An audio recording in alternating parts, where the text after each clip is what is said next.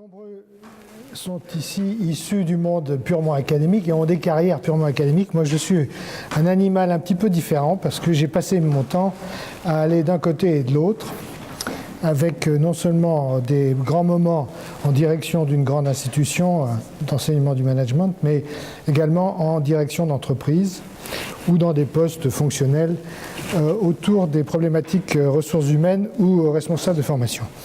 Mais certains d'entre vous me connaissent aussi pour une œuvre un peu plus sadique, je dirais, et notamment la création des accréditations européennes qui s'appellent les QUIS, IPAS ou CLIP, etc. Et malheureusement, certains en ont souffert. Je suis désolé pour eux, mais ça a fait partie de tout un jeu qui a permis aux institutions de se qualifier, notamment de se qualifier au plan international. Et on a vu en France à quel point ce travail a été important. Je dois saluer au passage d'ailleurs le travail d'un autre collègue de Lyon, Gordon Shenton, qui a été excessivement actif dans le déploiement et la mise en œuvre de ces accréditations. Accréditations qui, au début, concernaient les institutions et puis qui se sont aussi intéressées aux entreprises avec notamment une approche qui s'appelle CLIP, Corporate Learning Improvement Process, qui nous a permis d'auditer des universités d'entreprise. Et en fait, mon propos va être beaucoup tourné sur cet aspect-là des choses. J'ai aussi en mémoire un déjeuner avec Michel au drugstore Publicis où il m'a parlé du projet BSI et j'ai tout de suite considéré que c'était une des choses les plus intelligentes à faire et j'ai regretté simplement de ne pas avoir 10 ou 15 ans de moins pour rentrer dans ce programme parce que je trouve que c'est une idée absolument formidable. Alors, je peux avoir accès à mes slides. J'ai 3 slides. Le premier, je vais passer très très vite parce que ça a été dit et beaucoup mieux par d'autres que moi ici. Je suis très inspiré, comme beaucoup d'entre vous, par Nonaka, mais aussi par Argyris et tous ces gens qui ont pensé que le savoir devait être tourné vers l'action. J'ai aussi une approche un peu systémiste avec les ouvrages de type Joël de René, le macroscope, etc., qui m'ont beaucoup inspiré dans ma pratique. Bon, c'est pour ça que maintenant, finalement, mon travail essentiel, c'est un travail de consultant, mais centré sur ce qu'on appelle l'executive education. Alors voilà, la métaphore, pour moi, la connaissance, c'est des composants, au moins 2 composants. Pour faire grandir cette connaissance, il faut qu'il y ait bien sûr des nutriments, une situation qui permette de le faire, une espèce de matrice. Nonaka en parle très bien d'ailleurs. Ensuite, il faut le développer, ce savoir. Il faut qu'il y ait des conditions favorables. C'est les principes des doubles boucles qui peuvent être positives ou négatives dans certains cas. Je dis souvent que ça ne sert à rien de faire pousser des chênes dans le désert, parce qu'en général, ils ne survivent pas. Et on a cette situation. Et ensuite, pourquoi le véritable point qui m'intéresse, c'est pourquoi ce savoir, à quoi ça va servir et quelle est l'intentionnalité du savoir. Et ça, je pense que si c'est une question que doivent se poser les gens qui ont le souci de créer de la connaissance, à quoi ils veulent le servir.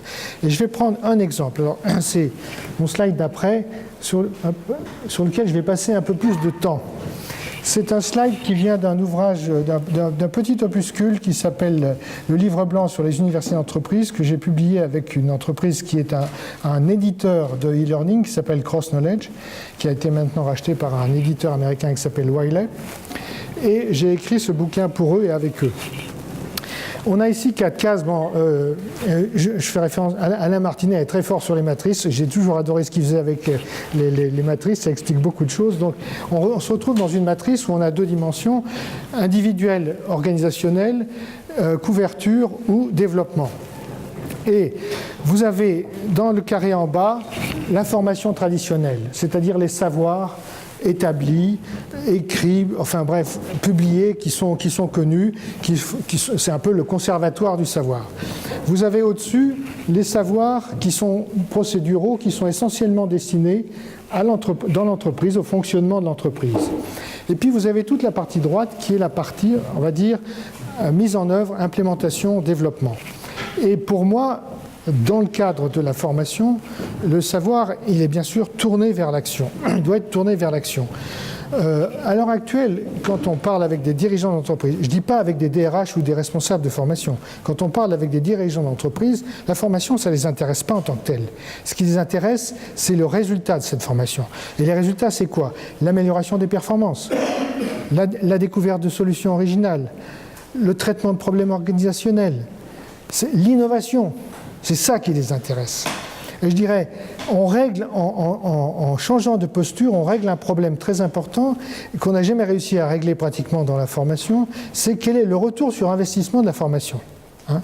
Et en se tournant vers l'action, et notamment avec des procédures de type action learning, action-based learning, etc., on démontre que la formation qui est en fait induite développe des performances, développe des résultats. Et à ce moment-là, on n'a aucun directeur général d'entreprise qui objecte le coût de la mission, parce qu'il a tout de suite les résultats de ce travail-là.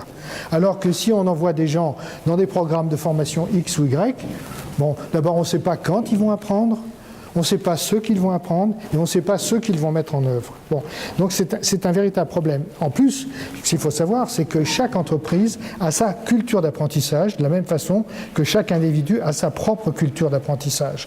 Je pense que les neurosciences, dans les années à venir, vont nous apporter énormément sur ce plan-là. On est à un moment où on va découvrir que chacun apprend différemment, avec des moyens différents, et que justement, ça commence à apparaître, on commence à voir apparaître des choses sur le sujet qui individualisent complètement les développements de formation.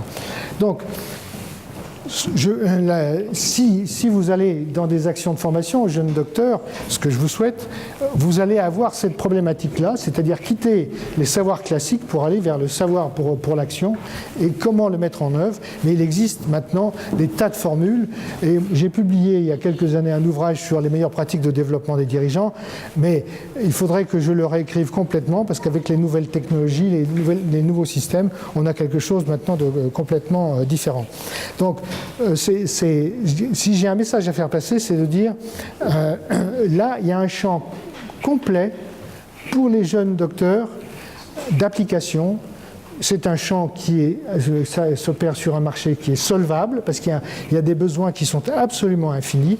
Les institutions d'ailleurs sont souvent mal organisées pour le servir. Je prépare avec l'AFNEJ tout un travail un peu du genre de ce qu'a fait Michel sur le BSIS, sur le diagnostic de l'executive education dans les institutions et également dans les entreprises. Et là, ce champ-là, il est ouvert pour vous, pas simplement au sein des institutions, mais éventuellement à titre personnel ou dans des entreprises de consultance. Voilà, c'est ça le message que je voulais vous faire passer. Et je vous dirais en dernière partie que la meilleure façon d'apprendre, finalement, c'est d'enseigner, parce que là, on est obligé de se confronter à des gens qui n'ont pas le même niveau que vous, et on est obligé de s'assurer que ce qu'on dit est compris. Voilà, c'est tout le mal que je vous souhaite.